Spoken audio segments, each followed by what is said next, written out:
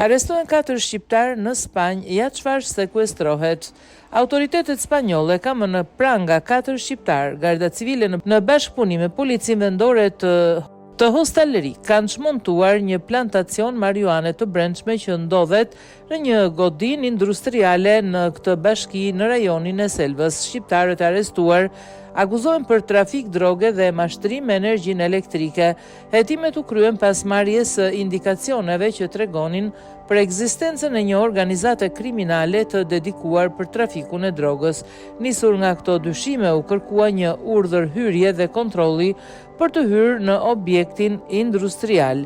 Gjatë operacionit, agjentët sekuestruan gjithsej 80.4 kg sytha marijuanë, si dhe të gjitha pajisjet elektrike të përdorura për kultivimin e këtij lloji të plantacioneve të brendshme. Nuk përjashtohen dhe arrestime të tjera në kuadër të këtij hetimi, i cili mbetet i hapur.